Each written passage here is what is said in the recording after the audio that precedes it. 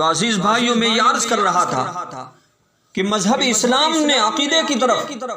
بڑی توجہ فرمائی ہے اور بڑی توجہ دلائی ہے، اور انسان کو قدم قدم کے اوپر توحید اختیار کرنے کا حکم دیا ہے،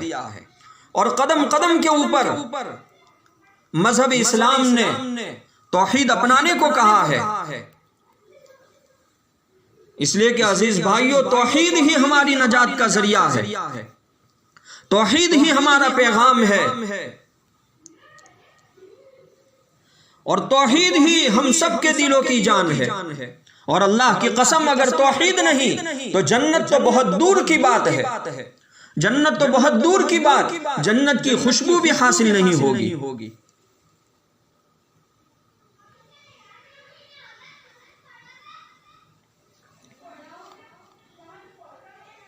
عزیز بھائیو، اللہ کو توحید بہت پسند ہے، اور اللہ کو جس انسان کا عقیدہ اللہ کی ذات پر ہوتا ہے، اور جو انسان اللہ کو ایک مانتا ہے اور یہ تصور کرتا ہے کہ میرا ایک ہی خالق ہے، میرا ایک ہی مالک ہے،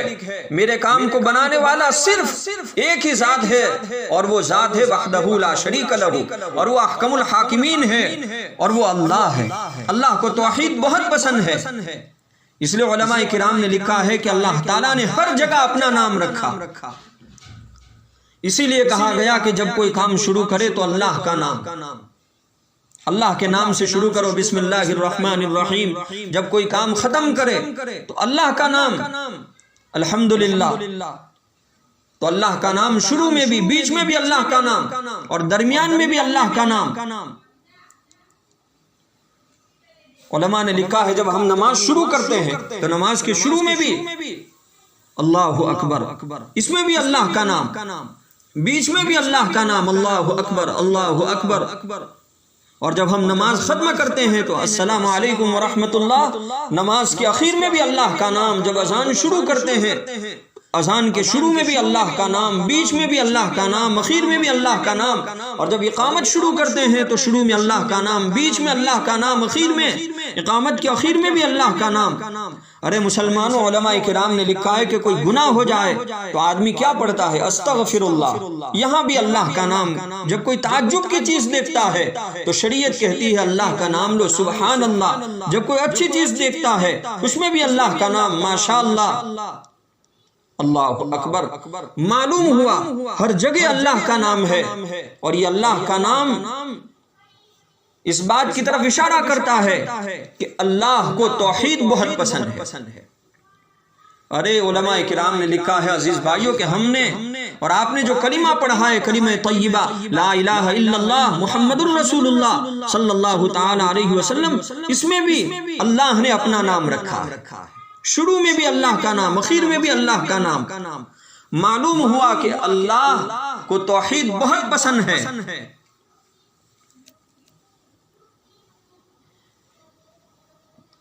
عزیز بھائیوں، ہم اور آپ پوری توحید کے ساتھ، پورے دل و جان کے یقین کے ساتھ اللہ سے اگر مانگ کر دیکھتے ہیں تو اللہ ناممکن کو بھی ممکن بنا کر رکھ دیتا ہے۔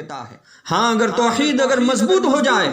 تو ہماری ساری پریشانیاں اور ساری مشکلات ختم ہو جاتی ہے، اور اللہ ناممکن کو بھی ممکن بنا دیتا ہے۔ ہمارا یہ عقیدہ ہے کہ ہم سب کا کام بنانے والا اور بگاڑنے والا صرف اللہ کی ذات ہے۔ ہم سب کا پیدا کرنے والا اللہ ہے، ہم سب کو مارنے والا اللہ ہے، ہم سب کو اولاد دینے والا اللہ ہے، ہم سب کو مالدار بنانے والا اللہ ہے، ہم سب کو غریب بنانے والا اللہ ہے، ہم سب کو عزیز بنانے والا اللہ ہے، ہم سب کو ذلت دینے والا اللہ ہے، ہم سب کو عزت دینے والا اللہ ہے، رات کو دن میں بدلنے والا اللہ ہے، دن کو رات میں بدلنے والا اللہ ہے، زندہ کو مارنے والا اللہ ہے اور زندہ کو مردہ کرنے والا اللہ ہے، ہم سب کا روزی دینے والا اللہ ہے، ہم سب کا معبود اللہ ہے، ہم سب کا مسجود اللہ ہے۔ اسی لیے تو قرآن میں اللہ نے فرمایا قُلِ اللَّهُمَّ مَالِكَ الْمُلْكِ تُؤْتِي الْمُلْكَ مَن تَشَاءُ وَتَنزِعُ الْمُلْكَ مِمَّن تَشَاءُ وَتُعِزُّ مَن تَشَاءُ وَتُذِلُّ مَن تَشَاءُ بِيَدِكَ الْخَيْرُ إنك على كل شيء